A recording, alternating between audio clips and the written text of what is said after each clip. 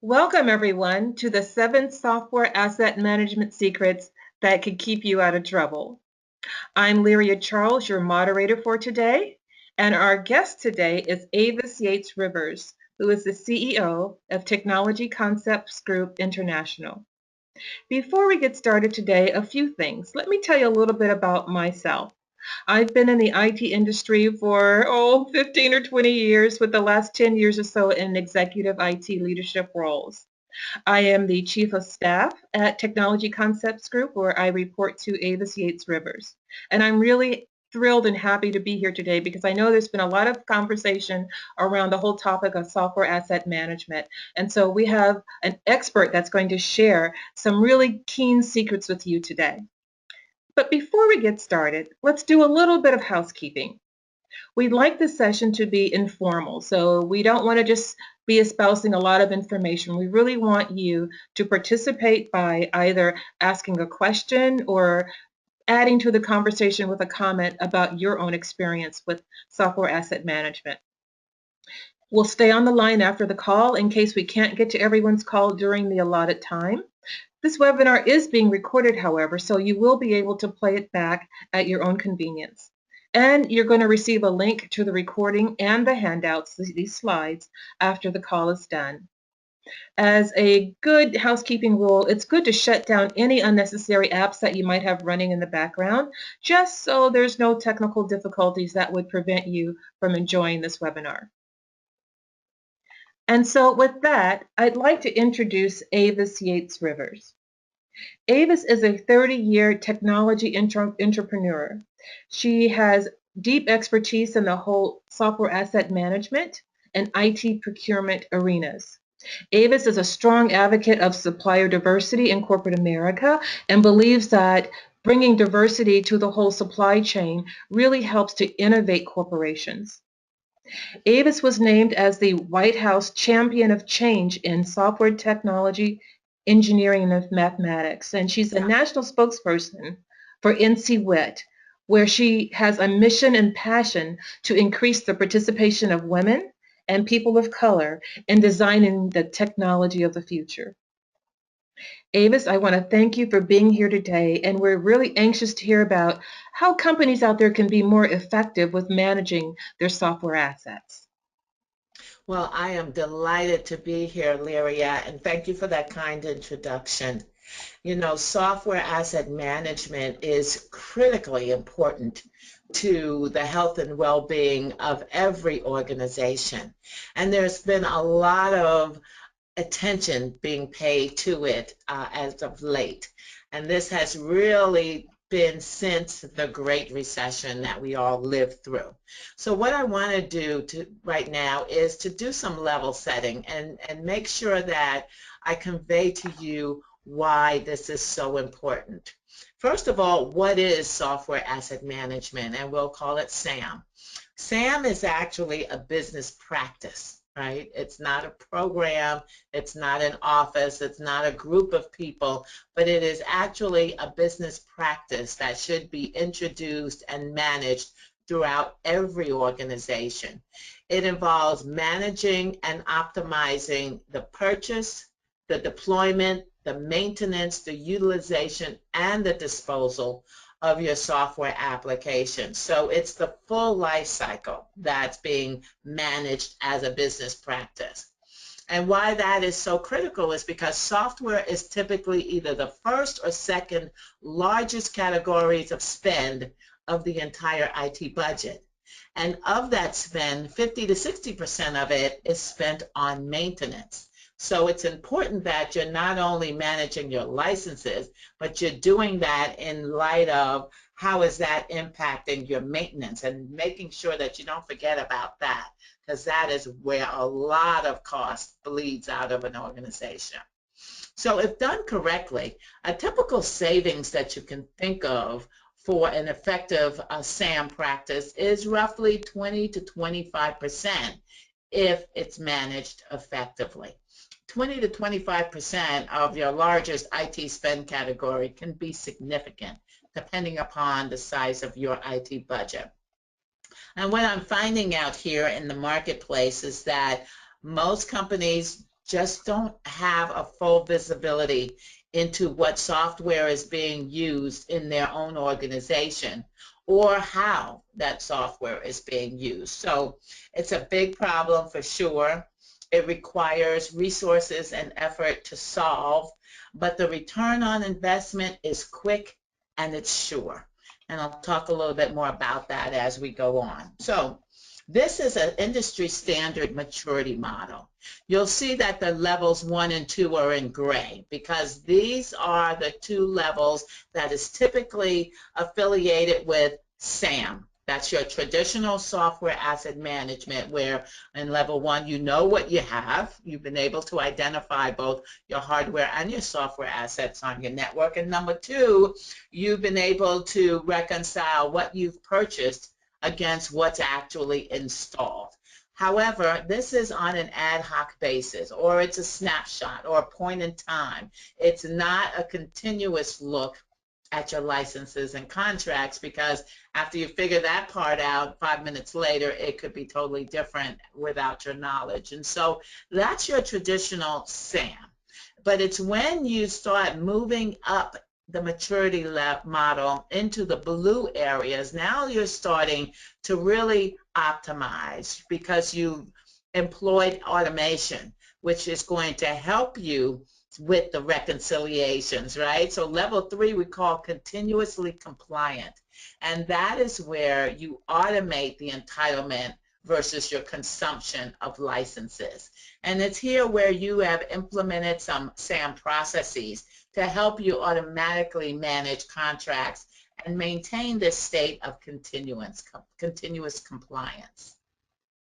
And then at level 4, you're fully optimized. You have automated even more of your processes, and you can begin to optimize a little bit more of your portfolio while minimizing your license consumption and your software spend. And so we'll talk about all of those 4 levels and show it to you in a different view on this next slide. So here again, you can see that levels 1 and 2 are outlined by a yellow dotted line. Again, your traditional SAM levels of maturity. Where are your assets deployed, right? So you can know how to assess your installed assets. You know what you have. And then at level 2, you understand how those assets are being used, right? But again, it's a point in time, and it's here where you begin to leverage maybe an application recognition library in your understanding of how your licenses are being used. But again, same as on the prior model, when you continue up to level 3 and you start looking at continuous compliance, now this is where you have begun to implement some automation. You've established some governance. You're working with a SKU library, because each of your assets does come with a SKU number, just like a can of corn, right? And understanding how that license is being utilized compared to how it was contracted to be utilized is much more accessible by utilizing a SKU library. So that's part of that automation. And then again, up to level 4 is where you're now looking at the automated product use rights library. And this is where you begin to really manage and reclaim unused licenses at all times, minimizing your spend. And this is where you can begin to really see some optimization of your investment in software. So at this point, we want to move to the next slide and take a look at the stakeholders and why it's important to them. Well, before we do that, Avis, why don't we do a quick poll? I'd like to ask a couple of questions and make sure everyone is awake out there. Okay. Our first poll is going to be about that maturity model that you talked about earlier. Mm-hmm. And I want to ask the audience to just take a moment Only Avis and I can see your responses, so you can answer honestly. But how would you rate your company's current maturity in the software asset management arena? Are you at level 1 where your installation is assessed?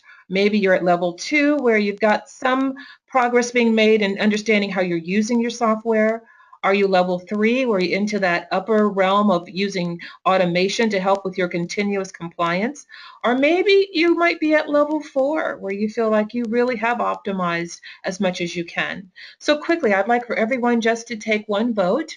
And I do see the votes coming in. And it looks like about 40–50% of our audience has voted at this point. We have most of the votes showing up between, oh, really, levels 1 and levels 2, with most of them being level 2. We have just one person. Again, we're almost at 80% of the people voting. One person coming in saying they're optimized. They've pretty much done it all. But again, Absolutely. now that everyone has voted, Avis, it looks like at least 80% of our audience is between level 1 and level 2, with the bulk of those being at maturity level 1. Does that surprise you? Oh, not at all. That's what I see every day. And that's very typical in the marketplace today as companies are striving to take a more proactive role in managing their software. So that's great. That's a great poll to take. Okay, so I've got Mhm. one more poll and then we'll get back to your presentation, Avis. So Okay. given that most people said that they're at levels 1 or 2, what's holding you back, folks out there? What's holding you back from reaching, that next level up? Is it a matter of time, or maybe budget, or is it expertise? Maybe you don't have the expertise in-house, or maybe it's a combination of all of the above. Again, just like before, please cast your vote, and we'll give them a few seconds to do that, Avis. Okay. It looks like, people are voting. Most of them are saying a combination of all of the above. It Mm-hmm. looks like time, expertise, and budget are kind of trending at the same pace together. However, it still looks like all of the above. And it looks like everyone has voted at this point. And Avis, the results are in. It looks like over 70% of the people are saying a combination of all of the above. Again, are you surprised? Not at all. That's very, very typical. This is an area, and this is why people are at level 1 because everyone's busy. Everyone's busy doing their job, and this is yet another thing that can't be done um, effectively if you don't have the proper expertise and tools and time to get it done. So that's very typical. It's what we see out there all the time. And Hmm. Avis, I do have a question on the dashboard, which is probably a good place to take it right now, because it does Okay. concern the maturity model. They're asking, when you display the SAM maturity model, what is the biggest point of change between levels 2 and level 3? Oh, good question, but it's a very easy answer, and that is automation.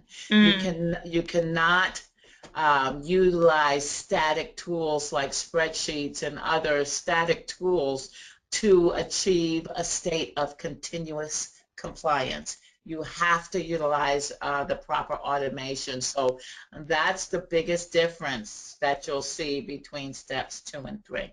Mhm. okay. Well, I think we're ready to move on. Okay. And so what I've done here is put together for you a stakeholders chart. Because when you are working in a corporate environment, you can't just go off and do what you'd like to do. Oh, no, no, no. You need to be able to defend your position. You need to be able to seek the resources that you will need to do this job effectively. So understanding what's important to the C-suite senior executives will help you to do that.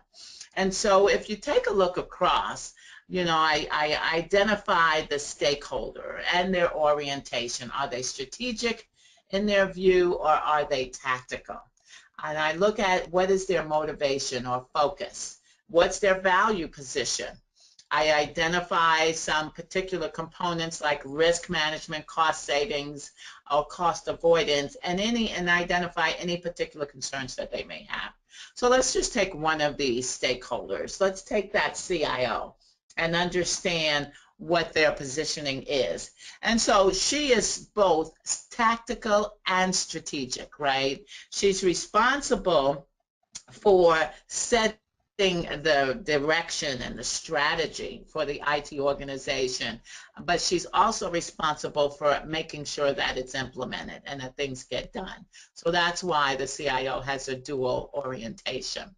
And her biggest motivation is protecting that IT budget and doing more with less. And so unanticipated and unbudgeted events, like we'll see later on in the presentation, will not sit well with the CIO and need to be avoided at all costs, right? Because she's interested in improving the delivery of IT and enhancing IT's value to the rest of the organization, right? And she's got to do that with either cost savings or cost avoidance. But the biggest concern is, how can asset management assist me in optimizing my IT budget?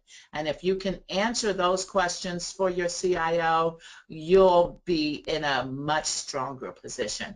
And the same holds true for the CEO, the COO, the Chief Procurement Officer, or the General Counsel. They all have their interests, they all have their concerns, and this chart will provide you with a little bit of knowledge about what each of them are going to be interested in. So hopefully this will help you when you're making your presentations internally.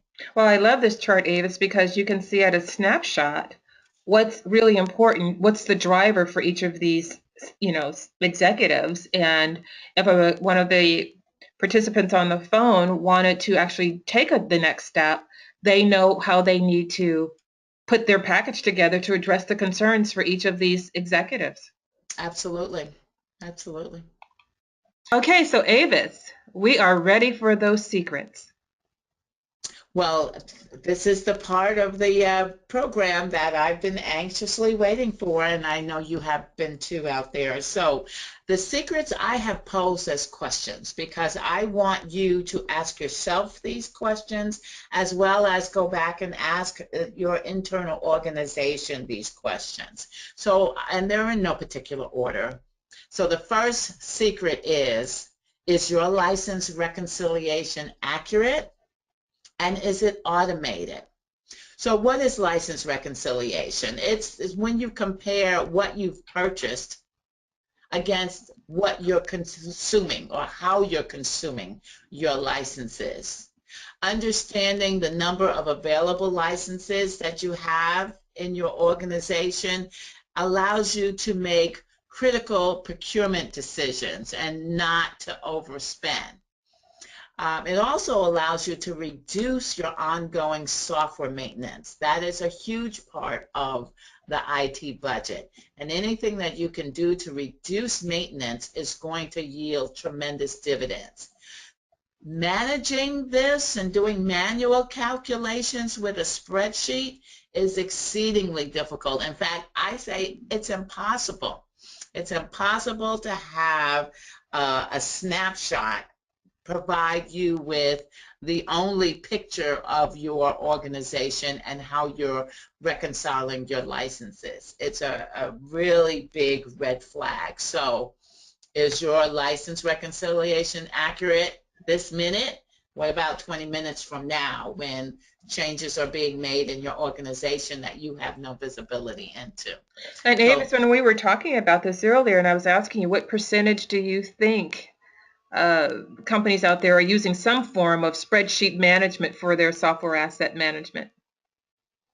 98%. Oh, I mean, this is the tool of choice. This is what folks are using, which is why there's so much attention being placed on this, because they're increasingly realizing that they just have to keep adding more people and more people and more spreadsheets. And the complex hybrid IT environments of today certainly will not lend itself to this type of reconciliation when you factor in desktop, data center, mobile, cloud, virtual. There's such a hybrid and a mixture of types of assets that it's impossible to manage on spreadsheets, but people still do it. So That leads me to secret number 2.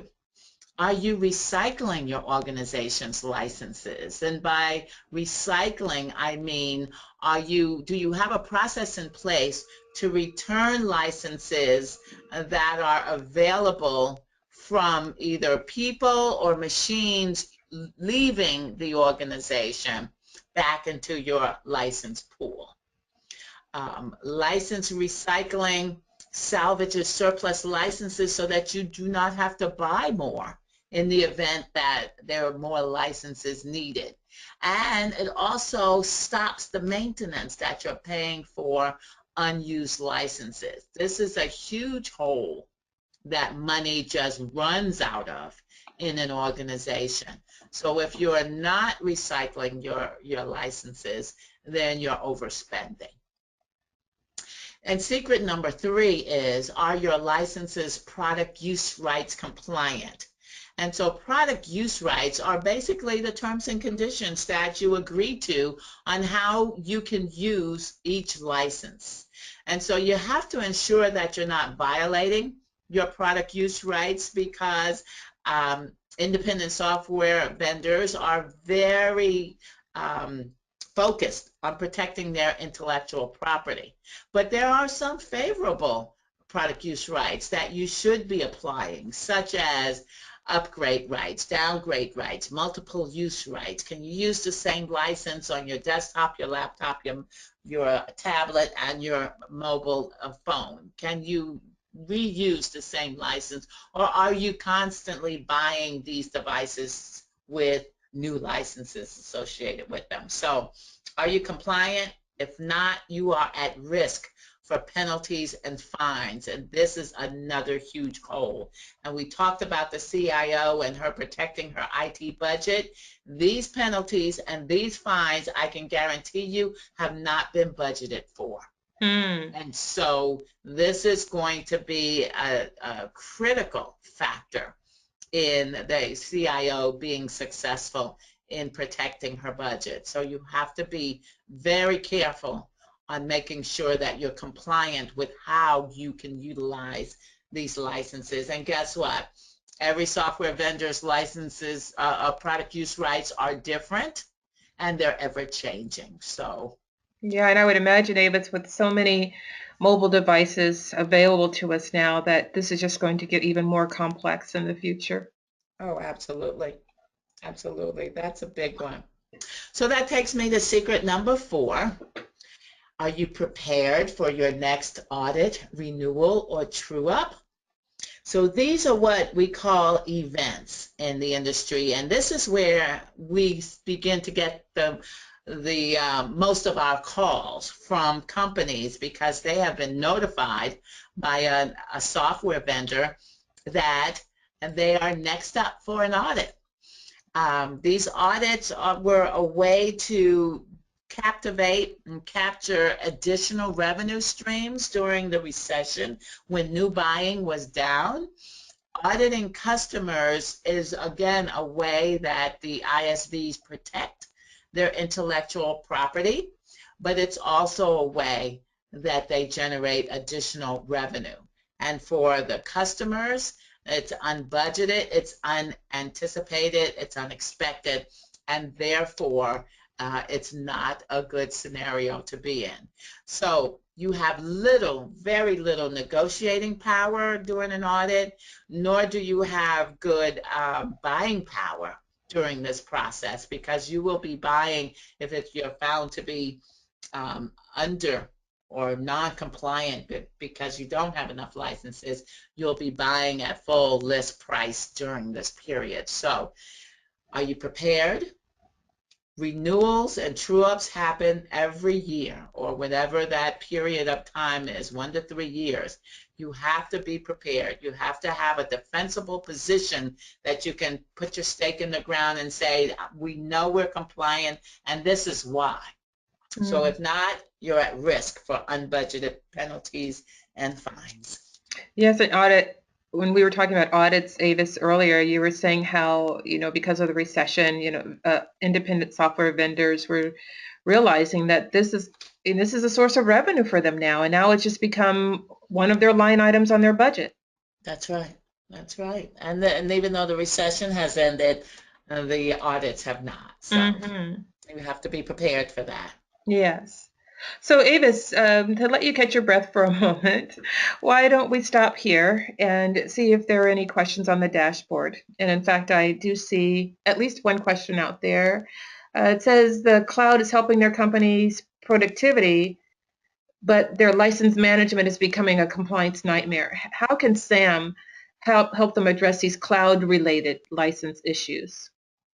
Oh, you know what, Lyria, that is an excellent question. And uh, the answer is the same way that it protects your physical assets. And so when I talked about a hybrid environment, you know, many organizations have availed themselves of virtualization, and now many more are availing themselves of cloud or software in the cloud and not actually purchasing licenses, but purchasing subscriptions to those. But the same compliance rules apply. You have to make sure that you are utilizing or consuming these licenses, whether they're in the cloud or whether they're on your premises, in a way that is in accordance with the product use rights and the Hmm. terms and conditions that you signed for. So the fact that they're not physically there really does not make that big of a difference. They still must be managed with an effective SAM process. Okay. Well, I think we're ready to move on to secret number 5. All right, secret number 5. Are you harvesting existing licenses? Now, license harvesting means that you are removing unused software from current machines as opposed to recycling when you were salvaging licenses from machines or from users that were no longer part of the organization. In this case, you are able to see how users are consuming their licenses. So you notice that everyone has been given the professional version of Visio. I don't know, just became part of the standard image. Well, you recognize that 40% of your user community hasn't opened Visio in the last 6 to 12 months. So they're not using it. And you determine what constitutes an opening or a usage of it, but you can see that users are not using Visio.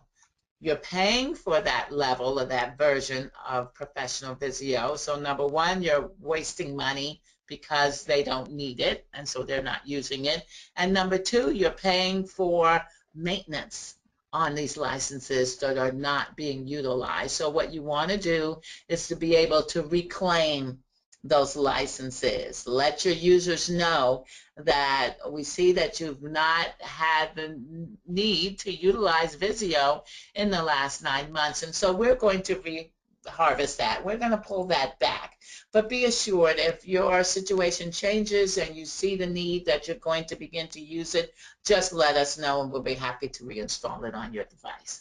But by bringing back or reharvesting those licenses, you then, again, don't have to buy new licenses for new users who need them and paying additional maintenance for new licenses when you can utilize those that are in existence but not being consumed. So that's a harvesting. And if you're not reharvesting, you are most definitely overspending. So, Avis, I'm sure for many companies out there to do this kind of harvesting, it makes sense, right? It just makes sense. Sure. But there's probably a culture change that has to go along with this because, I have my Visio on my desktop. So what? It's my license. It's my business that I haven't opened it in the last 6 months. How do you address this? You know, this is going to come from educating your user community, instilling in your users that you are an organization that wants to be known for sustainability and wants to minimize waste. And whether it's software licenses or plastic water bottles, you're trying to minimize that waste. And so I think the users would would resonate. That message would resonate with the users, also assuring them that you don't need it now. You may need it next year, and we'll be happy to avail it back to you next year. But let's minimize, all of us, minimize our waste so we can become a leaner, more profitable, less expensive organization, and to do business within our organization. And I think that it will resonate with your users. Culture change is not easy. It takes time. But the users have to be assured that they're not being penalized and that this is not a case of Big Brother watching every move we make. And there are ways to do that effectively. We help organizations with that. Okay. Moving on then to secret number 6. Secret number 6. Do you give your users the ability to purchase and install software on their own? Well, I am not talking about providing an applications portal to allow your user community to help themselves, to self-serve, if you will, because I am very much a big proponent of that. What I'm talking about here is rogue buying. It's buying and downloading software external to all of the processes that you may have in place. And what happens in this case, again, is the user community may not be educated to the point of how disruptive that can be or how dangerous that can be when they download software that might cause a conflict in your infrastructure configuration, or it causes compliance issues, or they're downloading something that IT cannot support. And so there will be support issues, or vendors come and they go. They disappear, new software vendors, and so not being able to continue to receive updated versions and newer versions and support from the software vendors as time progresses. All of these are issues that can be accelerated with rogue buying. And so here again, you want to educate your user community on the dangers of this practice. And you want to make sure that it doesn't cause any conflicts in configuration, and you don't put an added burden on the IT because you might need support on that unsupported product. So if you do give your users the ability to purchase and install software on their own, you may be encountering some unnecessary support and potentially some unnecessary security issues. So be careful with that. Okay, Avis, we are to secret number 7. Wow, have we gotten here already? Yep. Okay, well, this has gone faster than I anticipated. But secret number 7 is, are you performing software rationalization? And by that I mean, are you categorizing and cataloging your software by business function? Because if you do that, you will increase your overall buying power and you'll better understand your software portfolio. So there are a lot of good outcomes to performing software rationalization. But Lyria, you and I were talking about software rationalization recently, and this was a project that you actually owned at another company that you worked for years and years ago. Can you share with our audience your experience with software rationalization? So, sure, Avis, thank you. Some years ago, I headed up an initiative to, at the time, our intent was to look at what risk we were facing with old or outdated or unsupported technologies. We knew we had a lot of it out there in our mainframe world and in our desktop client server world, but we weren't sure how much or where it lived. But the surprising thing is through this study, what we discovered was that not only did we have a lot of this stuff out there, but we had multiple versions. And a lot of those versions weren't supported. So a case in point was with Adobe PDF. Well, we knew we had Adobe PDF running on people's desktops that they used to, take their Word document or whatever and convert it to Adobe PDF format. What we didn't realize was how much that we had been exposed to within our custom built applications that from within inside the applications we're creating PDF documents. So not only did we have a lot of old versions, we came up with like 12 different versions of old PDF, Adobe PDF, but we also realized we weren't licensed. Wow. We weren't licensed. And so, it's good that we found out what we did when we did. We made ourselves whole and got ourselves, legal, but that could have been a major problem for us. Wow, you're absolutely right. That's scary. It's a good thing you went through that practice, even if it was for a different anticipated outcome. It really did arm you with some very important information that you could act on. Absolutely. So if you are not performing your software rationalization, you are at risk. So I would strongly recommend that you do that. So, we all avail ourselves of information from Gartner. They are a very good objective source of information in the information technology industry. Let's hear what Gartner has to say or advise on effective IT asset management. And this quote is directly from them. They say that this practice enables companies to produce a visible and dependable account of their IT asset costs and risks, and that the flow of asset management costs and financial information into IT financial management programs enables companies to make IT sourcing, funding, and architectural decisions from a business perspective. And that's missing in a lot of IT organizations today. And Gartner goes on to say that companies who successfully execute an effective ITAM as a discipline has typically achieved up to 30% of cost savings in the first year. 30%. And that's not the end of that good news. But these companies have continued to achieve at least 5% of cost savings every year for the next 5 subsequent years. And so when I talked about early on that this effective practice could yield a rapid and sure return on investment, this is what it's being based on.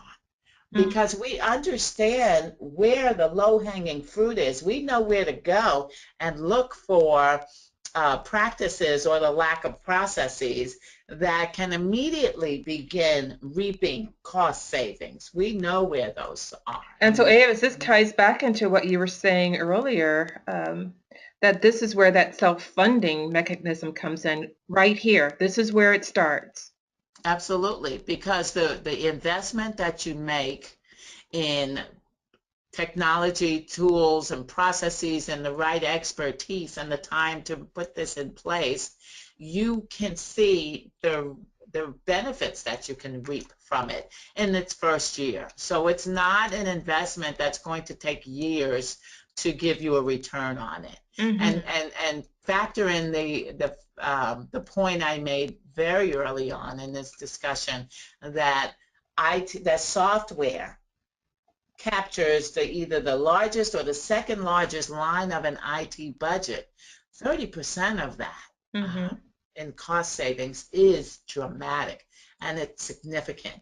And of course, results will differ depending upon an organization, but it's a very healthy goal to reach for. And that makes this a very crucial discipline to master.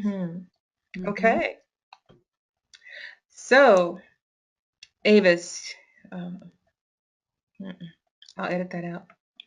So, Avis, you've given us a lot of information, and I'm sure people are wondering, everything looks good. We want those kind of cost savings in our environments. But, going from level 1 maturity to level 2 to 3 or 4, it just seems like a lot to bite off right now. You and I have been talking about this over these past few weeks, and we were talking about strategies that help clients or companies to take that next logical step. And so I do know that you've prepared a way for them to take that next step toward the maturity level that they want to reach. So can you share that with us? I absolutely can, because I understand that time is such a valuable asset and resource for all of us. And the fact that you've taken the time to either be with us live or to review this webinar audio link after the fact means that you have decided to invest in the information that we have to share. And so I want to be a co-investor with you.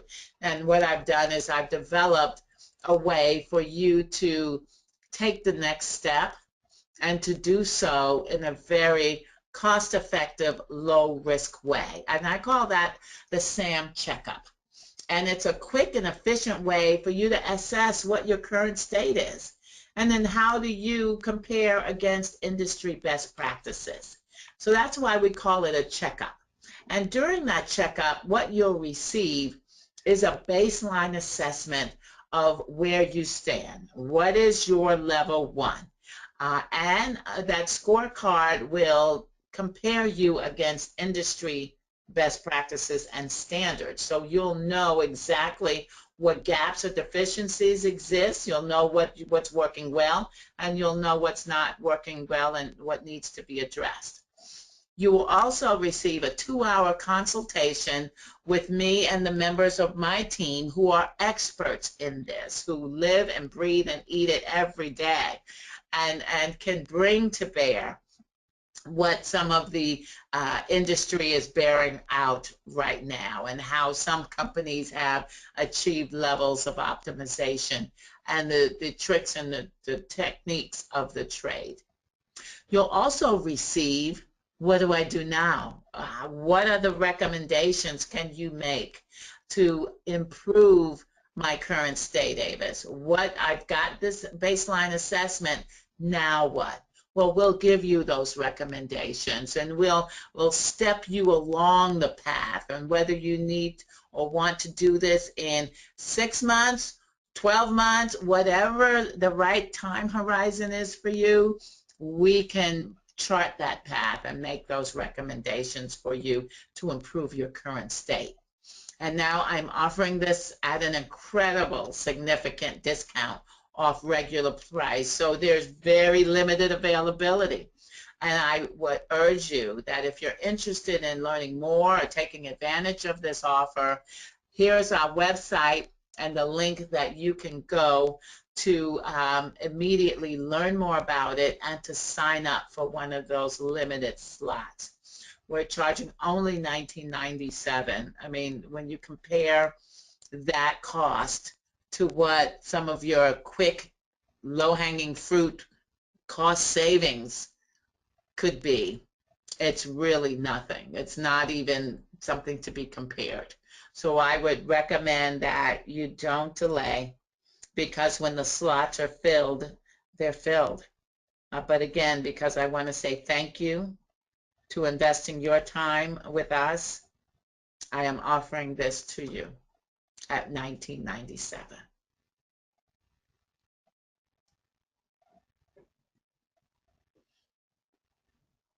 Okay, Avis, thank you so much for putting this excellent package together. It's a good next step, and it just makes sense. And I do see a few questions popping up here on the dashboard, which takes us in actually to our last segment of today's webinar, and that is to answer your questions. Let's see, the first one saying, how long would this assessment take? How long would you expect the assessment to take, Avis? That's a good question, and it really just does depend on how much information you have available to you, because we begin the assessment by sending to you a pretty detailed questionnaire. And again, the questionnaire is going to ask you for information that hopefully you have available to you, or you know where to find. And so the quicker you can get that survey back to us is when we then begin to really analyze and massage that information and come out with your assessment and your recommendations. And so we're talking weeks here, not months, because it is a baseline assessment. And so it doesn't take very long, but it is dependent upon the level of completeness that you're able to turn that survey back around to us.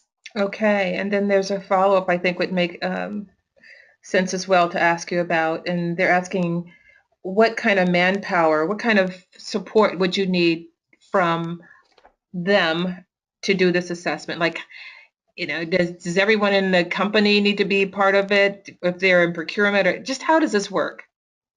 And the answer to that, again, is it depends on each company, but in general, it is usually a person who has been tasked with managing their software license assets. You're either doing it currently in a manual fashion via spreadsheets, you're utilizing one of the multiple discovery tools that are available in the marketplace today. And so you have a lot of the information at your fingertips, or someone does within the organization. It certainly doesn't require a big group. It really is going to be the person in IT or in procurement who is tasked with keeping an eye on this area of software asset management. Okay. And then the final question, Avis, and I'll go ahead and answer that because I know exactly the answer too. They're asking about payment options if we can take a purchase order. Absolutely, yes. When you go to the link, you will see an option to pay by credit card or PayPal, or there's a link there to pay by purchase order, and that will start the process for you. So we tried to make it as flexible as we could. Thank you for answering that question, Lyria. And what I'm hopeful is that with both this offer and our flexibility on payment, we just ask you to reach out to us. You can call me directly, as you'll see from the last slide. You can call me directly, you can email me, you can reach out to us via our company website. We're trying to make it very easy for you to take the next step.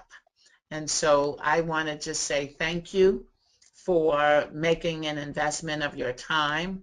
I do hope that you'll take me up on my offer because it won't be around for very, very long.